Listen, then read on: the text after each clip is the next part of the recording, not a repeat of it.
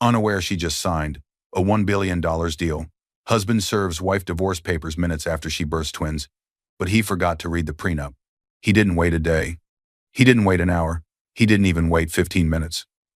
Minutes after Grace Whitmore gave birth to twins, her body still bleeding, stitches fresh, hands shaking as she tried to hold both babies against her chest, her husband walked into her hospital room with another woman at his side and a thick envelope in his hand. Daniel Whitmore didn't smile. He didn't touch his children. He looked straight at his wife and said, in a cold, clear voice, "You're not my problem anymore." "You've been dead weight for years, Grace." The nurse froze in the corner. Grace blinked, trying to focus, trying to understand. Her voice came out small. "Daniel, I just had your babies." He scoffed. "Don't start crying," he snapped. "You're a burden, a liability. You should be grateful anyone married you at all." By the door, his mother, Margaret, stared at Grace like she was dirt on the floor. "She planned this pregnancy to trap you," Margaret said loudly. "Go live like the poor woman you were before my son saved you." The other woman, Natalie, the mistress now standing where a wife should stand, watched with a faint smile. "For success, darling," she said softly to Grace. "Something you clearly don't understand." Grace's arms tightened around the tiny bodies pressed to her chest. On the tray beside her, the divorce papers waited. What Daniel didn't know was this. Just hours earlier, in a quiet consultation room down the hall, Grace had signed a different set of papers, a licensing deal that quietly valued her work at $1 billion. And buried in the prenup he once laughed at and never truly read, was a clause that would turn this moment against him in a way he never saw coming. Dear viewers, thank you for being here. If you watch without subscribing, it's like letting Grace's strength be ignored the way they ignored her in that hospital room. When you click that button, you stand with every woman who was humiliated at her weakest and still chose to rise. Please, subscribe now and tell me in the comments where you're watching from. Grace Whitmore was 32 years old, 8 months pregnant with twins, and standing in her own kitchen as if she were waiting for permission to exist. The intensity came immediately sharp and suffocating. "Look at you," Margaret Whitmore said, her voice slicing through the room. "You've really let yourself go." Margaret Whitmore was Daniel's mother, 61, controlled, immaculately dressed, and used to being obeyed. She believed family was hierarchy, not love. From the first day Grace married her son, Margaret had made it clear. Grace was tolerated, not accepted. Grace froze. Her hand moved instinctively to her stomach, round and heavy beneath her dress. The twins shifted inside her, slow and uneasy, as if they felt what she was feeling.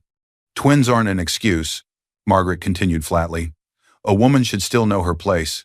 Pregnancy isn't permission to become careless." Grace didn't answer. A few steps away sat Daniel Whitmore, her husband of 6 years, 36, ambitious, image-obsessed. He leaned back in his chair at the breakfast bar, eyes fixed on his phone, thumb scrolling through emails, jaw tight with a permanent irritation he no longer tried to hide. He didn't look up. That silence hurt more than the insult.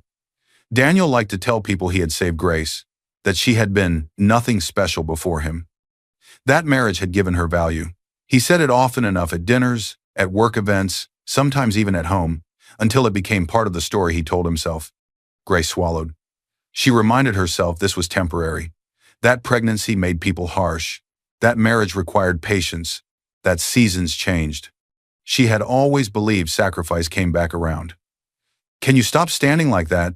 Daniel said suddenly, still not looking at her. "You're blocking the light." Grace turned slightly, confused. "I was just—" "Don't start," he snapped.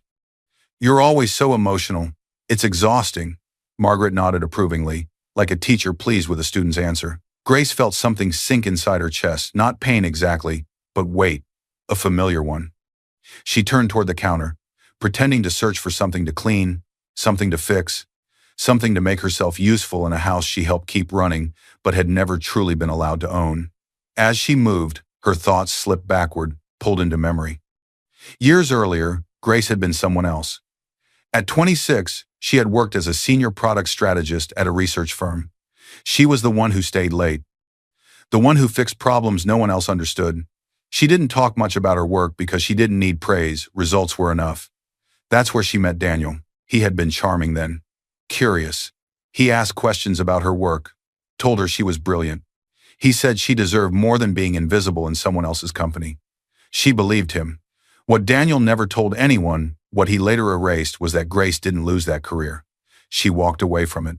Voluntarily. 3 months after their engagement, Margaret had invited Grace to lunch. The restaurant had been quiet, elegant, uncomfortable. "You work too much," Margaret had said calmly. "A wife who works forgets how to support her husband." Grace had hesitated. "I enjoy my work," she had replied carefully. Margaret smiled thin, practiced. "Enjoyment is for hobbies," she said. "Marriage is about priorities." That night, Grace talked to a lawyer for the first time, Evelyn Ross. Evelyn had helped her negotiate her exit from the failing research firm and had quietly advised her to protect the algorithm she had been building there. "You have something valuable," Evelyn had said. "Don't give it away because someone tells you it's just work." Grace registered her intellectual property in her own name before she resigned. She didn't mention that part to Margaret. In the months before the wedding, after their engagement but before they set a date, Grace met with Evelyn again. That was when the prenup came up. It was Grace's idea, not Daniel's. Evelyn drafted it before the marriage, simple, clear, and signed by both of them long before the wedding ceremony. Anything Grace created before or during the marriage remained hers. No spousal claim, no shared ownership of her intellectual property, and a clause Grace insisted on: financial penalties and legal recourse if there was ever coercion, financial control, or abuse. Daniel had laughed when he saw it, skimmed it carelessly, and signed anyway. In the present, she wiped the counter slowly, feeling Daniel's eyes flick up now, assessing, not affectionate. "You know," he said, finally looking at her. "My colleagues keep asking why you never come to events anymore. It's embarrassing." Grace turned. "I'm 8 months pregnant," she said softly. "With twins," Daniel sighed. "Excuses," he muttered. "Other women manage." Margaret smirked. Grace said nothing. She had learned silence kept the peace, or at least delayed the explosion. No one in that room noticed. No one had ever asked how Grace lived quietly alongside them. In the small office upstairs, she kept a separate laptop, always locked, always charged. It wasn't a secret because she was doing something wrong. It was separate because experience had taught her that some things were safer out of reach. She still consulted occasionally on logistics problems for her former industry contacts, all legal, all through a personal company registered in her name years ago. No overlap with Daniel's finances, no joint signatures. She signed documents digitally, using secure apps Evelyn had recommended. Daniel had once asked who kept calling. Grace had smiled and said, "Old work things." He never pressed. Now, standing alone by the counter, Grace felt another small movement inside her. She placed both hands on her belly and closed her eyes. The room faded. The insults, the tension, the quiet cruelty. She leaned forward slightly and whispered, barely audible, "Mama will fix this," she said softly. "I promise." Daniel scoffed behind her. Margaret turned away, uninterested. On the table, half hidden beneath a magazine, Grace's phone lit up with a single unread notification from a secure email account Evelyn had set up for her. Grace didn't reach for it yet. She finished wiping the counter, put the cloth away, and forced herself to breathe. Because somewhere beneath the silence, something irreversible had already begun. And very soon, everything they thought they knew about her would collapse. The pain came suddenly, sharp, tight, unforgiving. Grace Whitmore gripped the edge of the hospital bed as another contraction rolled through her body, stronger than the last. Her breath caught. The room felt too small, too quiet, too empty. She was alone. Daniel had dropped her off an hour earlier after the obstetrician suggested she stay for monitoring. He stood at the foot of the bed for less than 5 minutes, checked his watch twice, and kissed her forehead like an obligation. "Text me if it gets serious," he'd said. "I have meetings this afternoon. I'll come back when it's time." Margaret had promised to check in later. They hadn't returned. Now Grace sat under dim lights in a private consultation room just off the maternity ward, heart racing, hands trembling not just from pain, but from the weight of everything pressing in at once. Then her phone vibrated. She flinched, thinking it might be Daniel, already annoyed, already distant. But the name on the screen stopped her breath completely. Evelyn Ross. Grace straightened slowly, wiping sweat from her forehead. Evelyn was more than just the lawyer who had drafted her prenup. She had been there the night Grace walked away from her old firm, the one who helped her protect the code she'd written when no one else believed it mattered. Evelyn wasn't family. She wasn't emotional. She never called unless it mattered. Grace answered. Yes, she whispered. Evelyn's voice was steady on the other end. Professional, controlled. Paper rustled softly in the background. It's done, Evelyn said.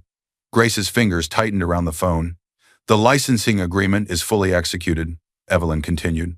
Global rollout approved. Final valuation confirmed by Viridian's board this morning. Grace had signed her part of the agreement in that same consultation room earlier that morning, hand trembling slightly as she scrawled her name on the tablet Evelyn's office had sent over. Viridian. The multinational logistics company Grace had been quietly negotiating with for nearly a year. The ones who had approached her after seeing what her algorithm could do in a small pilot. You crossed 1 billion, Evelyn said. The number barely registered. Another contraction rolled through her so hard that the word billion blurred into background noise. Right now, survival felt more real than any valuation. That's their internal valuation of the technology. The first milestone payment is locked. Congratulations. And more importantly, you're officially protected. Grace closed her eyes. Not because she was overwhelmed with joy, but because for the first time in years, she felt something loosen inside her chest. Safety. Not money safety, not status safety, legal safety. Another contraction hit, and Grace inhaled slowly, grounding herself as Evelyn kept speaking. The corporate counsel signed off 20 minutes ago, Evelyn said. Your company retains ownership of the code. Viridian only licenses it. No matter what happens in your marriage, this deal is untouchable. It's in your name alone, consistent with the prenup. Grace nodded, even though Evelyn couldn't see her. Thank you, Grace said quietly. Grace, Evelyn added, her tone shifting just slightly. I saw your missed call from last night. If something is happening at home, document everything. You already know this, but I'm reminding you, the prenup's abuse clause is enforceable. Don't let them bully you into signing anything in your current condition. Grace's throat tightened. I understand. She ended the call just as the pain faded into a dull ache. The room went silent again, and with that silence came memory. Years earlier, long before pregnancy, before cruelty became routine, Grace had been working late in an empty office, staring at lines of code that no one else at the firm seemed to understand. She had noticed inefficiencies in logistics systems that cost companies millions each year, patterns no one bothered to question, so she built something better, a proprietary algorithm. Clean, adaptive, quietly powerful. At first it was just a side project, then it became more. When the firm began to collapse under bad leadership, Grace made a choice. She reclaimed what was hers legally. Her work, her idea, her creation. She registered it under her own name, protected it, refined it slowly while life moved forward around her. She never told Daniel the full scope, not because she was hiding something wrong, but because she had been warned. Margaret's voice echoed in her memory. Men get threatened by women with options, Margaret had said years ago, over tea. If you want peace, don't make him feel small. Grace had listened. She had always listened. The prenup had been Grace's idea too. Evelyn had insisted on specific language. Anything Grace created before or during the marriage remained hers. Any attempt by a spouse to transfer, conceal, or control her intellectual property triggered automatic financial penalties and immediate grounds to seek separate accounts and protection. Daniel had shrugged and signed, convinced he would always be the one holding the power. Now, sitting in a hospital room with her body preparing to split open to bring life into the world, Grace placed a hand on her stomach and breathed through another wave of discomfort. The twins shifted inside her. She whispered, barely audible, I won't let them inherit silence. The door opened briefly. A nurse peeked in, checking the monitor, offering a polite smile before leaving again. Grace was alone once more. Her phone buzzed again, this time with a message notification. Not from Daniel, not from family. A secure confirmation email, unread. She didn't open it. She didn't need to. Another contraction, surged stronger now, more urgent. Grace pressed the call button for assistance, her breathing steady, her face calm. The nurse returned with the obstetrician.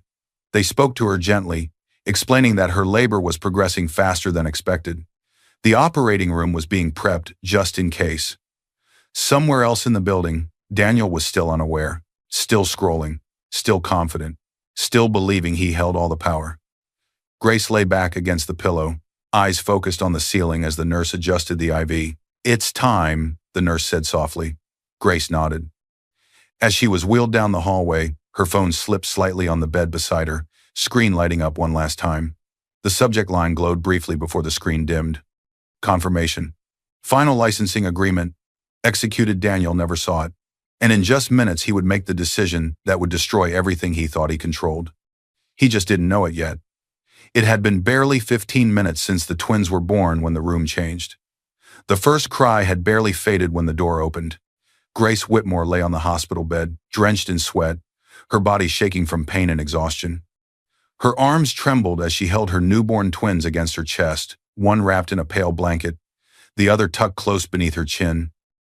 Their tiny faces were red and wrinkled, eyes closed, mouths searching blindly for comfort. She was stitched, sore, exhausted, but she was smiling. For one fragile moment, nothing else existed. Then the door opened. Hard. Daniel Whitmore walked in first. He didn't rush. He didn't smile. He didn't move toward the babies. He looked annoyed. Behind him stepped Natalie Reed, the woman Grace had seen only once before, at a company dinner, introduced as a consultant. Natalie was in her early 30s, polished, confident, dressed too well for a maternity floor. Her hair was perfect, her expression calm, possessive. She stood where a wife should stand. Grace's heart stuttered. A second later, Margaret Whitmore entered behind them. Chin lifted, lips pressed tight with satisfaction. Daniel's mother didn't look at Grace first. Her eyes went straight to the baby's cold, appraising, detached before flicking back up to the room, assessing who was watching. A nurse stood at the monitor, chart in hand. She froze as the energy shifted. Grace tightened her arms around the twins instinctively. "Daniel," she whispered, her voice thin and confused. What is she doing here?" Daniel ignored the question. He stepped closer to the bed and placed a thick manila envelope onto the rolling tray beside Grace's arm. The sound of it hitting the metal surface felt louder than it should have. Final. "You're not my problem anymore," Daniel said flatly. "You've been dead weight for years." The words didn't make sense at first. Grace stared at him, her mind slow, foggy from medication and shock. She looked down at the envelope, then back at his face. "I just gave birth," she said quietly. "They're still."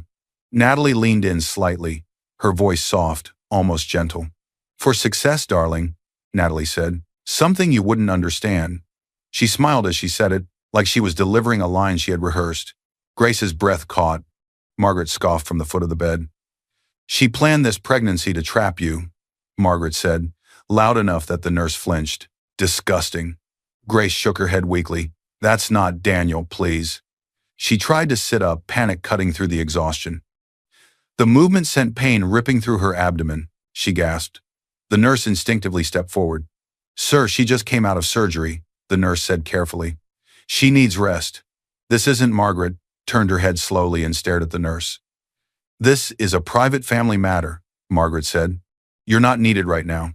The nurse hesitated, glancing at Grace. Grace managed a small shake of her head, not because she didn't want help, but because she knew what confrontation with Margaret would look like. Not here. Not with her babies in her arms. The nurse lingered by the door, unwilling to leave completely. Daniel didn't help Grace sit up. He didn't ask how she felt. "Don't embarrass me," he snapped. "I need you to sign these so we can both move on." He tapped the envelope. Grace stared at it. "Divorce papers," Daniel said, as if announcing a delivery. "My lawyer already filed. This is just your acknowledgement." Grace looked down at her children. They were warm, real, alive. Her hands were still shaking as she adjusted the blanket around them, shielding them instinctively from the tension in the room. "Why now?" she whispered. "Why here?" Daniel exhaled sharply, irritated. "You've always been a burden," he said. "Always emotional, always in the way. I'm done carrying you." Natalie nodded, satisfied. "You should be grateful," Natalie added. Not every woman gets clarity this early. Grace felt something inside her crack, not loudly, not dramatically, but completely. She had given him years. She had given up her career, she had given birth to his children, and this was how he chose to end it. Her arms tightened around the twins again. Margaret clicked her tongue. "Stop clinging," she said. "You're making a scene." Grace didn't answer. She didn't scream. She didn't beg. She just stared at the envelope, then at the blank signature lines she could see through the translucent flap. Daniel shifted impatiently. "Sign it," he repeated. "Or this gets uglier. Lawyers. Depositions. You're not built for that." Grace swallowed hard. The room was silent except for the soft breathing of the babies. Then her phone buzzed on the bed beside her elbow. Once. The sound cut through everything. Grace flinched. Daniel reacted instantly. He reached over and knocked the phone aside without even looking at it. It slid across the sheet and stopped near the edge of the mattress, screen lighting up briefly before dimming again. No one saw the subject line. Confirmation. Final licensing agreement executed. Grace didn't reach for it. She looked at Daniel instead. "I'm not signing anything right now," she said, voice barely above a whisper but steadier than before. "I just had surgery. My lawyer will review it." Daniel's eyes flashed. "You don't have a lawyer," he said. "You have me. Or you did." Grace held his gaze. "I do," she said quietly. "I've had one for years." For the first time, Daniel hesitated. The nurse shifted her weight, stepping closer to the bed again. "I'm documenting this conversation," the nurse said carefully. "It's hospital policy when legal documents are brought into a post-op room." Margaret turned on her sharply. "You people and your policies." Daniel cut her off with a small gesture. He could feel control slipping and didn't understand why. He grabbed the envelope, shoved it back into his briefcase, and snapped it shut. "This isn't over," he said. He turned and walked out. Natalie followed him, heels clicking softly on the floor. Margaret lingered a moment longer, eyes cold. "You brought this on yourself," she said. Then she left. The door closed. Grace was alone again, holding 2 newborn lives against her chest, pain pulsing through her body. The nurse moved quickly now, adjusting the blankets, checking the IV, her professionalism returning. "I'm so sorry," the nurse said quietly. "Do you want me to note everything that just happened?" Grace nodded once, unable to trust her voice. The nurse tapped the tablet, documenting. Outside the room, voices faded. Inside, something else awakened. Grace lowered her forehead to the twins' heads and closed her eyes. Very soon, everything Daniel thought he had ended would only just begin. The card reader beeped once, then again, then a third time, louder, sharper, final. Declined. 3 days after giving birth, Grace Whitmore stood at the hospital pharmacy counter, her body still sore, her arms heavy as she held one twin while the other slept in a carrier at her feet. The discharge nurse had given her a list of medications to fill before she left. The clerk shifted awkwardly, eyes flicking to the babies, then back to the screen. "I'm sorry," the clerk said softly. "It says the account is closed." Grace felt heat rush to her face. "That can't be right," she said, her voice calm but thin. "We've used that card for years. Please try again." The clerk did. The same answer. Behind Grace, through the glass doors, Daniel's car idled in the patient pickup lane. He sat in the driver's seat, sunglasses on, tapping his fingers on the steering wheel. In the passenger seat, Natalie Reed scrolled through her phone, lips curved in a small, pleased smile. Natalie had insisted on coming along when Daniel picked Grace up. "It'll be easier," she'd said. "I can help you carry things while Grace recovers." Now she leaned out the open window slightly when she saw Grace turn back toward the counter. "She spends too much," Natalie said loudly, not bothering to lower her voice. "She'll have to learn to budget." People turned. Grace tightened her grip on the baby, feeling the familiar mix of shame and disbelief. She reached into her bag and pulled out an envelope of emergency cash she had kept for years, money she'd set aside quietly from small consulting payments long before the licensing deal. She paid the clerk without looking at anyone. Outside, she started recording on her phone before she reached the car, the camera angled down at her feet, the audio clear. "What happened?" Daniel asked as she opened the back door slowly. "The card was declined," Grace said, easing into the seat with a wince. "They said the account was closed." Daniel shrugged, putting the car into gear. "I moved everything," he said. "Joint accounts are a liability in a divorce. My lawyer advised it." "You canceled our medical card while I was still admitted," Grace said softly. You're covered under my insurance, he replied. Stop being dramatic. Natalie smirked, eyes still on her phone. Grace said nothing. She pressed her phone deeper into the diaper bag, letting it keep recording. When they reached the house Daniel had bought 2 years into the marriage, the one he liked to call his, the intensity returned hard and immediate. 2 men stood at the gate. Security. They wore dark uniforms from the private company that patrolled the neighborhood and avoided Grace's eyes. Daniel pulled up, rolled down the window. Afternoon, one guard said carefully. We received new access instructions. Grace frowned. What instructions? She asked. The guard swallowed. Ma'am, he said, we've been told your name was removed from the primary access list. You're not authorized to enter the property without Mr. Whitmore present. Grace blinked. I live here, she said slowly. My children live here. Not for long, came a voice from the front steps. Margaret Whitmore appeared at the door like a commander surveying a battlefield. She didn't look at Grace. She looked at the guards. Follow the instructions you were given, Margaret said. Only Mr. Whitmore and approved guests are allowed through without clearance. Natalie slipped past them, keys to the front door already in her hand. Grace opened the car door, moving carefully, pain flaring through her abdomen as she stepped out with the twin carrier. Daniel, she said. I just had surgery. I need my things. The baby's things, their cribs. Daniel avoided her eyes. You'll have what you need, he said. We'll send essentials to wherever you're staying. This is simpler.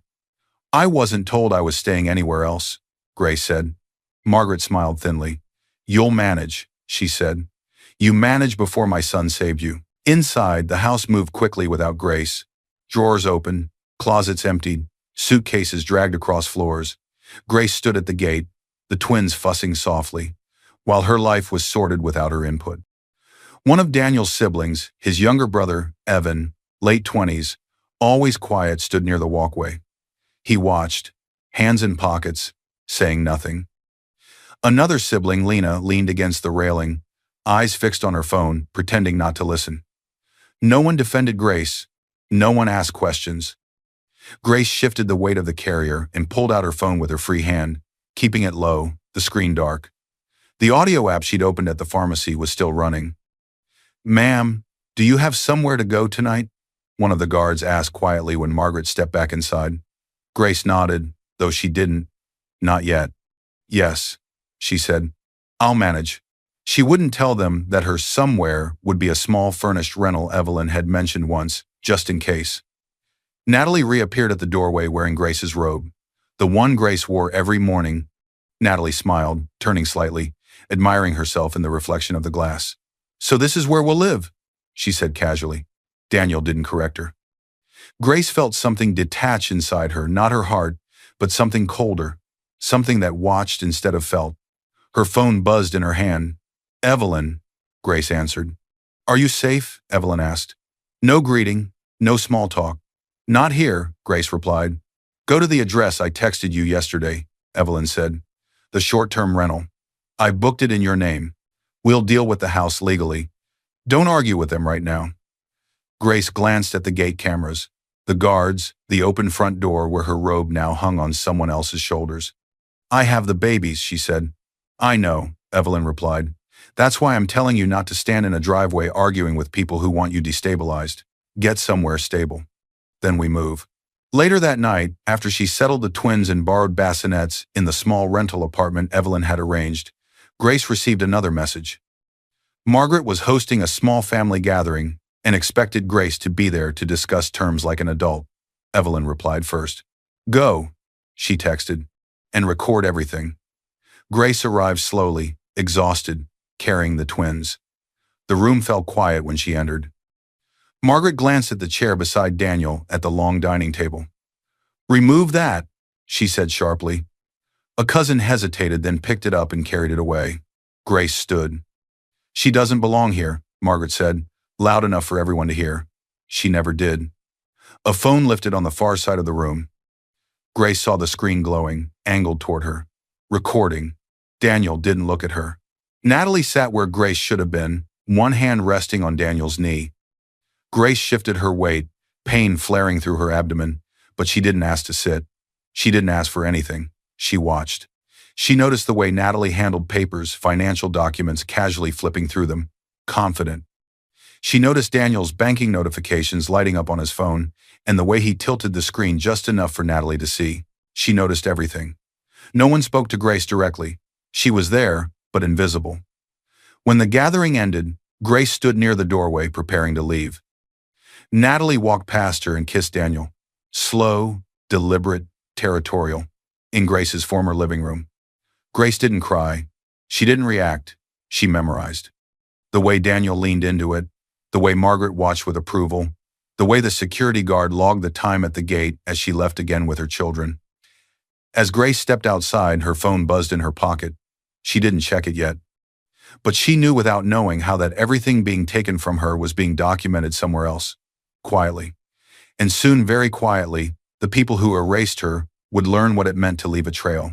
Because what they thought was the end was only evidence being born.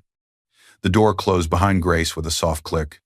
For a moment, the sound felt louder than it should have, final, deliberate, controlled. She stood still, one hand resting on the handle, breathing through the ache in her body. Every movement still reminded her of what she had been through. Surgery, blood loss, sleepless nights, but her grip was steady. The twins slept in their carrier beside her, tiny chests rising and falling in perfect rhythm. This was the first quiet she had known in days that wasn't filled with someone else's voice. Grace stepped into the office. It was small, neutral, no personal touches. Just a table, 3 chairs, and a large window that let in afternoon light. The kind of place where decisions were made carefully, with more facts than emotion. At the table sat Evelyn Ross. Evelyn rose when Grace entered, mid-40s, dressed simply, eyes sharp and alert. She had represented Grace for years, first for her intellectual property, then for the prenup, and now, inevitably, for this. "You made it," Evelyn said. Grace nodded and sat down slowly, lowering herself into the chair beside the twins. She adjusted the blanket around them before looking up again. Evelyn didn't rush her. She laid out a thick folder and began spreading documents across the table. Bank statements, legal notices, printed screenshots, security access logs. "They moved faster than I expected," Evelyn said, "but they also made more mistakes than I expected." Grace leaned forward slightly. Evelyn pointed to the first page. "Financial control," she said. "Your cards were canceled while you were hospitalized, and your access to the marital home was removed without any court order. That's documented, time-stamped, violates both standard marital rights and the abuse clause in your prenup." She slid another page forward. "Unauthorized transfers," Evelyn continued. "Marital funds moved to Natalie Reed's personal account, labeled as consulting fees, no contract, no deliverables, no approval from you, despite your prenup requiring mutual consent for large transfers." Grace nodded once. Evelyn placed a third document down. "Coercion," she said. "Divorce papers brought into a post-operative room, witnessed by a nurse. The hospital has already confirmed they have an incident report on file." Grace's jaw tightened, but her voice stayed even. "They didn't hide it," she said quietly. "They thought they didn't have to." Evelyn studied her for a moment before speaking again. "You were right to save everything." Grace reached into her bag and placed her phone on the table. She unlocked it, then slid it toward Evelyn, the screen filled with files. Videos, photos, audio clips, security footage of the gate guard telling her she was no longer authorized to enter. A recording of Margaret insisting she never belonged here. Natalie's comment at the pharmacy about learning to budget. Daniel admitting he moved everything out of the joint account. Grace watched Evelyn scroll. She didn't look away. "They thought silence meant weakness," Grace said. It didn't. There was a knock at the door. A man stepped inside briefly, early 40s, plain clothes, alert eyes. "This is Mark Hale," Evelyn said. "Private investigator." He verified the digital evidence and pulled independent logs. Mark nodded to Grace. "We've cross-checked everything," he said. "Security records match your footage. Gate logs, transaction times, staff statements, it all lines up. And one more thing. Daniel and Natalie set up a shell company 3 months ago. Reed Whitmore Analytics. No real product. Just a name that looks close enough to your field to raise eyebrows." Grace's expression didn't change, but her eyes sharpened. "They plan to present your algorithm as theirs, if they could get access," Mark said. Viridian flagged the attempted contact from their end. They forwarded the emails. Viridian already sees them as a risk, Evelyn added. That helps you. A lot. Grace met Mark's gaze. Is it enough? She asked. Mark didn't hesitate. Yes. He stepped back out, closing the door quietly behind him. The room settled again. Grace leaned back in her chair, finally allowing herself to breathe. The twins stirred softly, then went still. She looked down at them. For the first time since the hospital, her eyes softened. This isn't about hurting him, she said. It's about ending it. Evelyn nodded. And making sure it can't be rewritten. Grace lifted her head. They erased me, she said. I want the truth seen. Evelyn gathered the papers into a neat stack. Daniel's petition for divorce is already filed, she said. We're filing a counter-petition and a motion for protective orders today. With this, the court will see the pattern clearly. Financial abuse, coercion, attempts to interfere with your work. Grace exhaled. And the deal? She asked. With Viridian? Untouched, Evelyn replied. Their legal team has already sent a letter confirming the IP is solely yours. Once this goes public, they'll lean into the narrative of backing the woman who built it, not the man who tried to profit off it. Grace looked back at the carrier. The twins slept on, unaware of contracts or courts or betrayal. They won't grow up thinking this is normal, she said. Evelyn's voice softened. No, she said. They won't. Outside, the afternoon light shifted across the floor. Inside, the women at the table organized facts, dates, evidence, not noise, strategy. They wanted you small and dependent, Evelyn said quietly. You're neither. We'll let the law say that out loud. Grace nodded. Then let's start. Because silence had done its job. It had recorded, it had gathered, it had survived. Now, it was ready to speak. A few days later, once everything had been pulled into a clean sequence, the first video started playing without sound. Grace Whitmore leaned forward instinctively, her body tense, eyes fixed on the laptop screen. The twins slept beside her in their carrier on the office floor, tiny hands curled into fists, unaware that their mother was watching the truth assemble itself piece by piece. On the screen, a hospital pharmacy counter, a timestamp in the corner, 3 days after delivery, 10:14 a.m. Evelyn Ross stood behind Grace, arms folded, voice steady. That's the exact minute, Evelyn said. Your primary joint account was shut down. Grace didn't speak. She watched herself on the screen, pale, slow-moving, holding a newborn while a red decline flashed across the terminal. Another file opened. Bank records, clean, precise. Marital funds transferred out in 3 large amounts in the 48 hours before and after delivery. The recipient name repeated each time, Natalie Reed. Consulting. Labeled as consulting expenses, Evelyn said. No contract, no work product, no disclosure to you. That's not consulting. That's siphoning. Grace nodded once.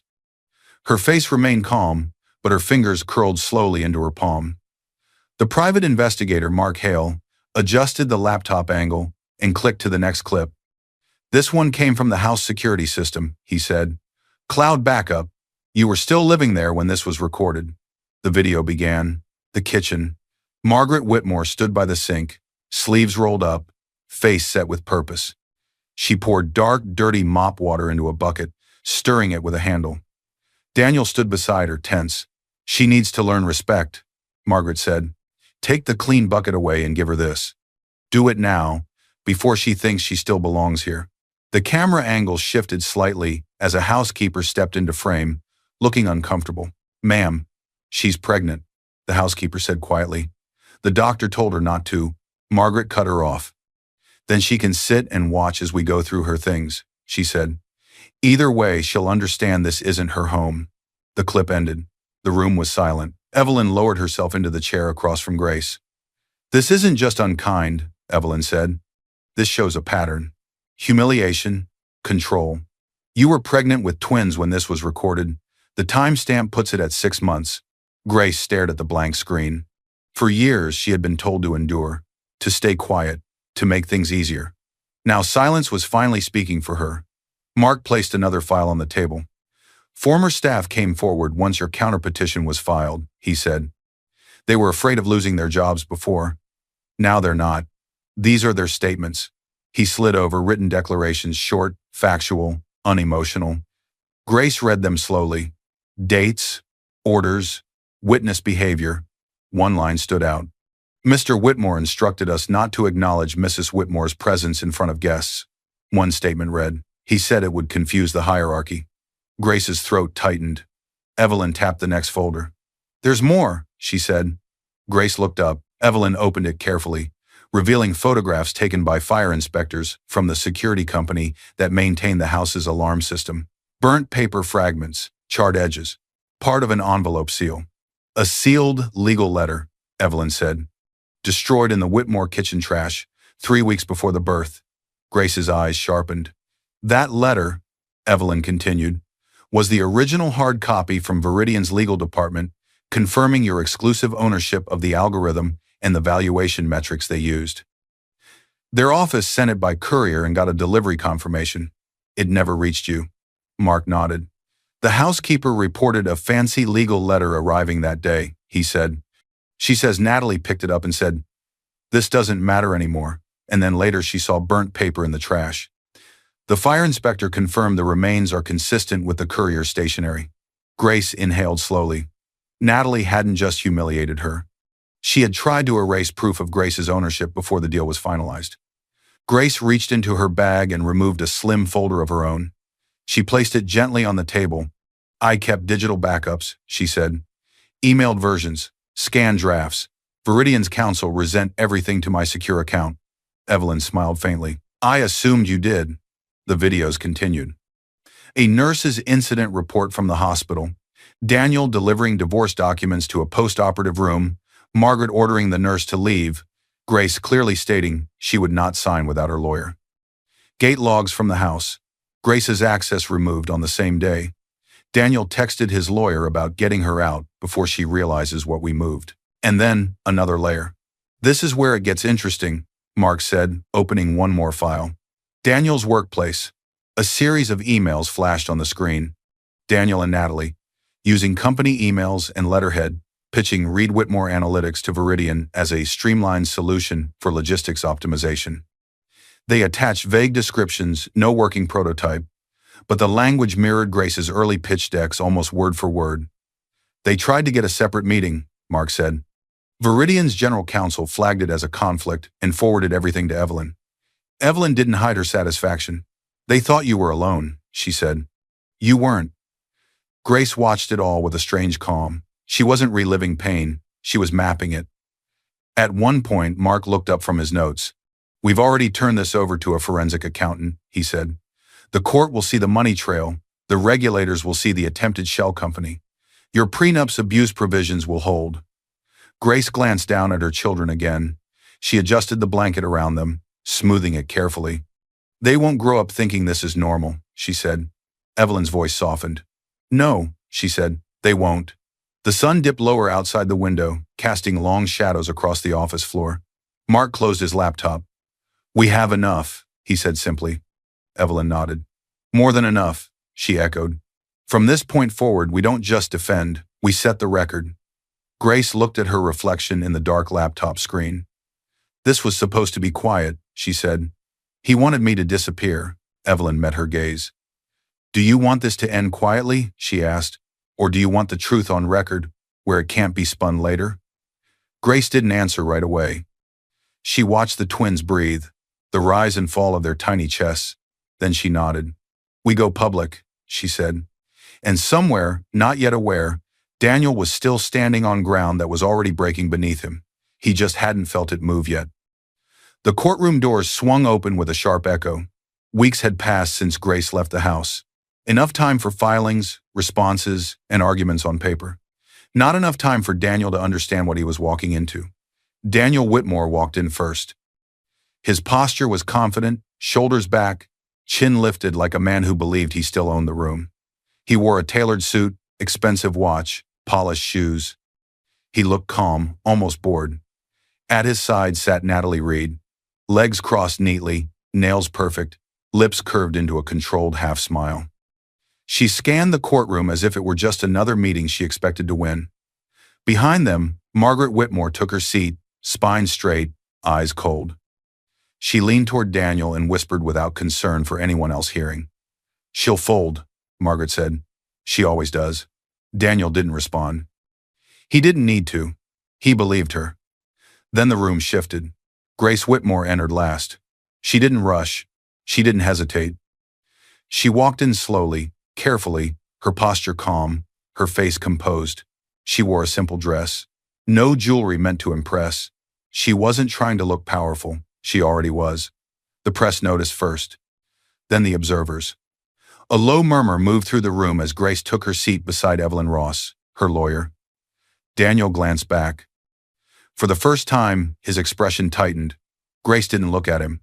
The judge, an older man with a steady voice and sharp eyes, called the court to order. Papers were passed forward. Silence fell. The judge adjusted his glasses and began reading from the document at the heart of the case. The prenuptial agreement, page by page, line by line. Daniel's lawyer shifted in his seat. The language was clear, precise, unavoidable. Clause 1. All intellectual property created by or belonging to Grace Whitmore before or during the marriage remains her sole property. Clause 2. No spouse may claim ownership, partial or otherwise, of said intellectual property, regardless of marital assets. Clause 3. Any attempt to coerce, control, or financially sabotage the protected party triggers automatic financial penalties, including reimbursement of diverted funds and coverage of legal fees. Clause 4. In the event that abuse is documented by third-party evidence, such as medical reports, financial records, or witness statements, the protected party may seek separate residence, sole management of her income, and primary custody without financial penalty or claim against her work. Daniel's jaw tightened. Natalie's smile faded slightly. Evelyn stood. "Your Honor," she said, calm and controlled, "we submit Exhibit A through Exhibit F, supporting repeated violations of this agreement, as well as separate causes for financial abuse and coercive control." Screens were turned on, videos played, the pharmacy counter, the decline card, the timestamp 3 days after surgery, the hospital room, divorce papers on a tray, Grace holding newborn twins, the nurse's incident report confirming timing and content. Natalie instructing staff to remove baby items from the house while Grace was recovering elsewhere. Margaret directing dirty mop water to be used to humiliate Grace during pregnancy. Gate logs showing Grace's access removed without any court order. Email chains from Daniel and Natalie using company resources, trying to sell Reed Whitmore Analytics to Veridian while describing capabilities lifted from Grace's protected materials. The room went completely still. No whispers. No phones. Just the sound of truth playing out. Natalie's smile cracked. Her hand tightened around the armrest. Daniel stood abruptly. "This is ridiculous," he snapped. "She's mentally unstable. She spent everything." The judge raised a hand. "Sit down," he said firmly. Daniel froze, then slowly sat. Evelyn remained composed. "Your Honor," she said, "we're not asking the prenup to decide everything. We're asking the court to enforce what Daniel Whitmore voluntarily signed and to weigh his conduct, as documented, in determining custody and financial awards." The judge continued reviewing the documents in front of him. "The court finds clear evidence," he said at last, "of financial abuse, coercion in a medical setting, and attempted interference with the protected party's lawful business interests." He looked directly at Daniel. "The prenuptial agreement is valid and fully enforceable." He turned a page. "The divorce is granted." Natalie inhaled sharply. "Restitution is ordered," the judge continued. "All funds improperly transferred to Miss Reed under the guise of consulting fees are to be returned to the marital estate, then allocated according to the prenup. Mr. Whitmore will be responsible for Mrs. Whitmore's legal fees." Daniel's face drained of color. "Regarding custody," the judge went on, "the court is persuaded by the pattern of behavior toward Mrs.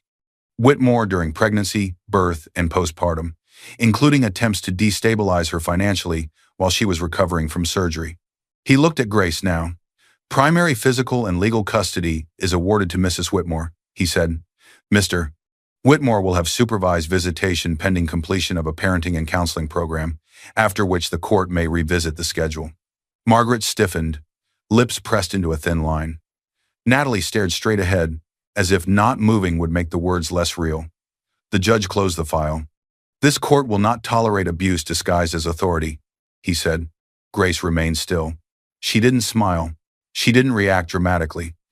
The room buzzed quietly as the weight of the decision settled. Then the judge looked at her.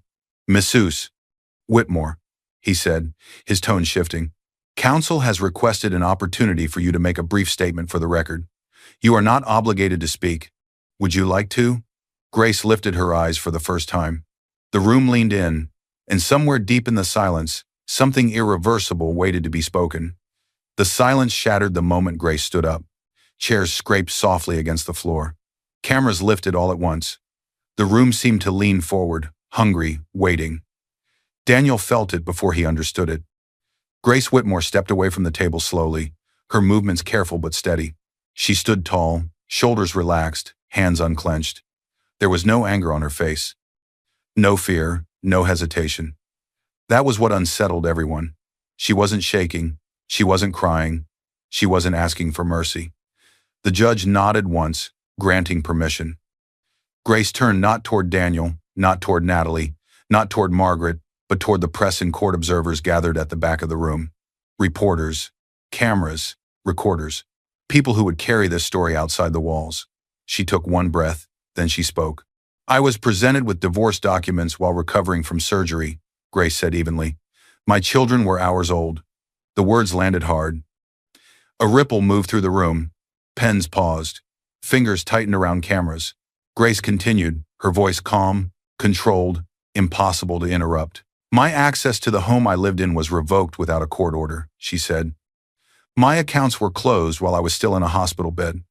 My children's basic needs were turned into leverage. Daniel shifted in his seat. Natalie's posture stiffened. Margaret's jaw tightened. Grace didn't look at them. My silence, Grace said, was mistaken for consent. Cameras clicked rapidly now. Flash after flash lit the room, but Grace didn't flinch. She had lived through worse than bright lights. She paused not because she was overwhelmed, but because she chose to. When she spoke again, her voice was quieter. This isn't revenge, Daniel scoffed under his breath. Grace heard it. She turned then, finally, and looked at him. This is accountability, she said. The word echoed. Natalie's remaining composure slipped. Her throat moved as she swallowed hard. She stared down at her hands, nails digging into her palm. Grace shifted her gaze to Margaret. For years, Grace said calmly, I was told to stay quiet, to be grateful, to endure. Margaret didn't blink. But endurance, Grace continued, is not agreement. The room was so quiet now that every breath felt loud. Grace turned back toward the judge and the press. And for the record, she said, her tone still level, still restrained, the company that licensed the algorithm I built quietly, over years finalized a deal the day my children were born. Daniel's head snapped up. Grace didn't stop. Their internal valuation of that technology, she said, exceeds $1 billion. The reaction was immediate. Gasps rippled through the courtroom. A reporter whispered, did she say billion? Another dropped a pen. Natalie's face drained of color. Daniel froze. Margaret stared straight ahead, unmoving, as if her body hadn't caught up to the moment yet. Grace didn't elaborate. She didn't explain. She didn't name the company. She didn't need to. Her lawyer, the court, and Viridian's legal team had already confirmed everything off camera. Today's words were not a boast. They were a statement of fact on the public record. Grace stepped back slowly, returning to her seat beside Evelyn. Her hands rested in her lap, calm, still. The room buzzed, now low voices, frantic typing, whispered disbelief. Daniel stared at the table. Natalie's phone buzzed. Once, she ignored it. It buzzed again. And again, Natalie glanced down despite herself. Messages stacked across the screen. We need to pause our collaboration. Given today's ruling, we have to distance. Call will not proceed. Her fingers tightened around the phone. Grace didn't look at her. She didn't need to. The judge called for order, but the energy in the room had shifted permanently. The story no longer belonged to Daniel, or Margaret, or Natalie. It belonged to Grace. And as Natalie's phone continued to vibrate uncontrollably, urgently, one truth became impossible to ignore. What had started as a private betrayal was now a matter of public record. And the collapse had only just begun. The first notification hit Daniel's phone like a slap. Access revoked. He frowned, sitting in the back of a rideshare, still in the same suit he had worn to court that morning. His jaw was tight, his mind replaying Grace's words even as he tried to drown them out. The company that licensed the algorithm I built, internal valuation exceeds $1 billion. He had barely slept the night before. He hadn't expected to lose. Another notification blinked across the screen. Accounts under review, then another. Mandatory meeting, compliance and HR, 3 p.m. Daniel's chest tightened. This wasn't supposed to touch him. This was supposed to be messy for Grace, not for him. He was the one with status, contacts, influence. He was the one people respected. He stepped out of the car and headed toward his office building, walking a little too fast, trying to look casual. The lobby felt different, quieter. Eyes followed him, then quickly looked away. He swiped his access card at the turnstile. Red light. He tried again. Red. Must be an error, he muttered. Security approached him, 2 guards he knew by name. Today, they wouldn't meet his eyes. Mr. Whitmore, one said carefully. They asked us to bring you straight to the executive floor. Daniel forced a smile. Of course, he said. They probably need me to help handle the press. They rode the elevator in silence. On the top floor, he walked into the corner office that had always belonged to his mentor, then to him in all but title.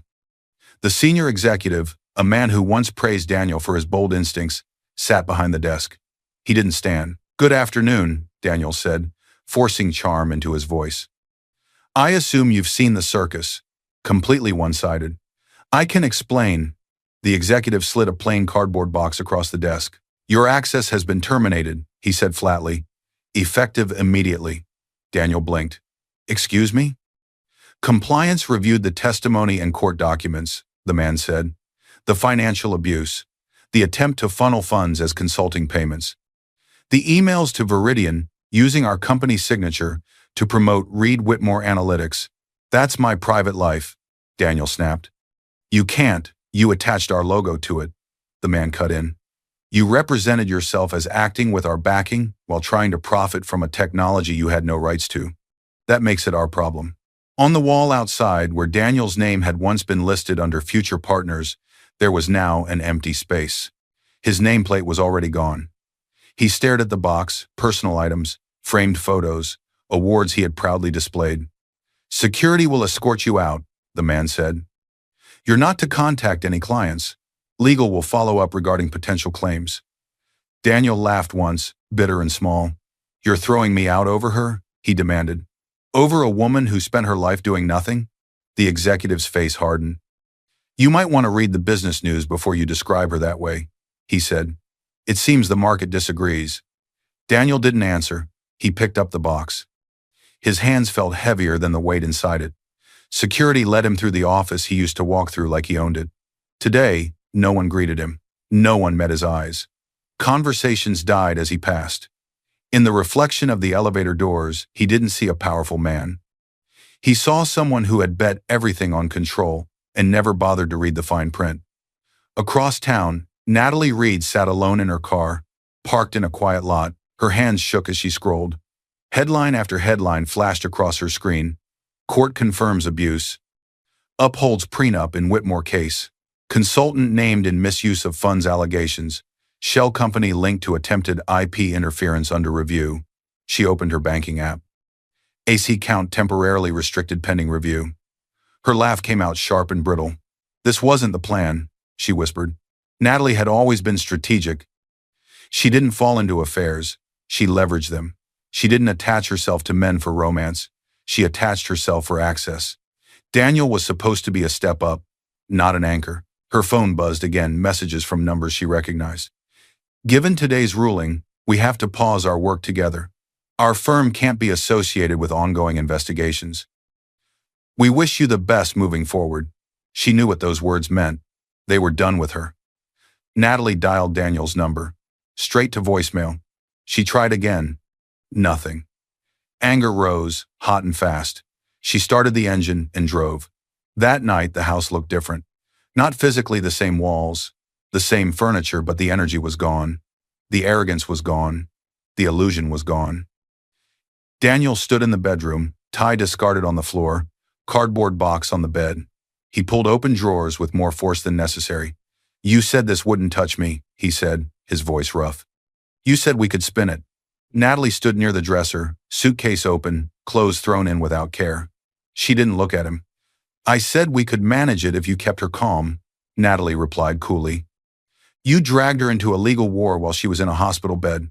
That's not spin, that's evidence. Daniel slammed the drawer shut. You push this, he growled. You told me to make a statement, to show her she had nothing without me. Natalie turned slowly, eyes cold, no sympathy left. I told you to win, she said. You chose cruelty. There's a difference. Daniel stared at her. You're leaving? He demanded. Now? Natalie didn't flinch. I don't stay where there's no future, she said simply. She picked up the last item from the dresser, a watch he had given her, bought with money that now tied directly to court-ordered restitution. She slid it onto her wrist anyway. This place was never really yours, she added. You only thought it was. She closed the suitcase and pulled up the handle. Daniel took a step toward her. You don't walk away from me, he said. Not after everything. She stopped in the doorway and looked back one last time. Watch me, she said. Then she left. Not crying, not apologizing, not loyal, just gone.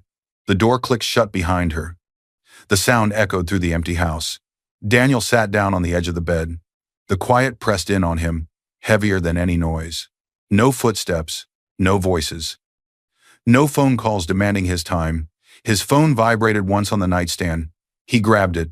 A news alert lit the screen. Grace Whitmore secures full custody. $1 billion licensing deal. Confirms her IP dominance. Below it, another suggested article.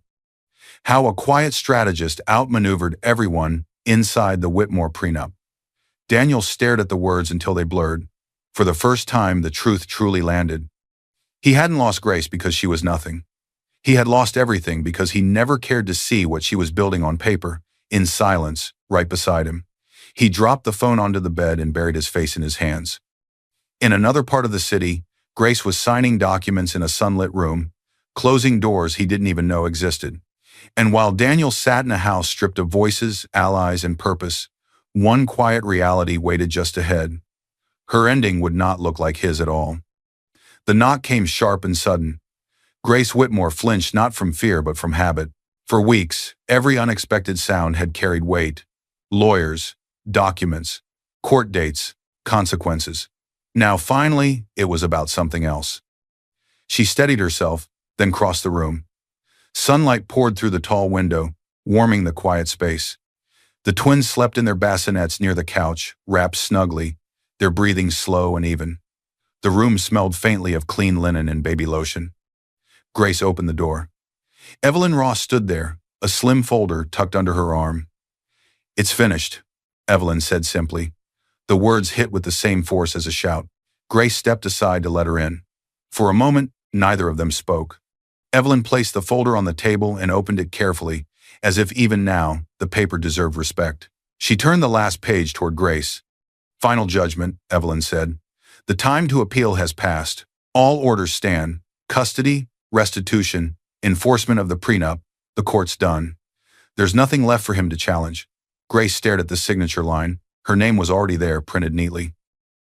All that remained was one last acknowledgement at the bottom. She picked up the pen. Her hand didn't shake. As she signed, the weight she'd been carrying for years loosened at once quietly, without drama. No rush of triumph, no tears, just release. Evelyn closed the folder. It's over, she said. Grace nodded. Evelyn lingered for a moment, then glanced at the twins. They'll never remember any of this, she said softly. Grace followed her gaze. No, Grace replied. But they'll grow up knowing what I did with it. Evelyn smiled, just briefly, then gathered her things. Viridian's rollout starts next quarter, she added. They'll handle the publicity on their side. You don't have to do anything you don't want to. Your ownership is secure with or without interviews. Grace's shoulders relaxed. I don't need billboards, she said. I just need stability. You have it, Evelyn replied. Call me for the fun contracts next time, not the survival ones. Grace walked her to the door. When it closed, the silence returned. But this silence was different. It didn't press in. It didn't accuse. It didn't demand endurance. It simply existed. Grace crossed the room and sat between the bassinets, resting her hands lightly on the edge of each one. The twins stirred, then settled again. She watched them for a long time. Her mind drifted not backward to what she had lost, but forward to what had been preserved. Her dignity, her work, her children's safety. No one could rewrite that now. Grace stood and walked to the window. Outside, the day moved on without spectacle. Cars passed. Trees shifted in the breeze. Somewhere people hurried through lives that had nothing to do with hers anymore. She didn't feel anger. She didn't feel victory. She felt calm. And calm, she realized, was the rarest kind of freedom. Grace leaned her forehead lightly against the glass and whispered, so softly that only the room could hear her, "We're free." Behind her, the twins slept on. The camera lingered not on wealth, not on headlines, not on consequences, but on stillness. On a woman who had been erased and refused to disappear. On a future built quietly, deliberately, and entirely on her own terms. And somewhere far away, the noise of Daniel's collapse continued without her. She didn't need to watch it. She had already moved on. Because the strongest ending isn't revenge, it's peace. I hope you enjoyed watching this story as much as I enjoyed creating it. Like, share, and comment on the lessons you've learned. Let me know where you're watching from in the comments below. See you in my next video.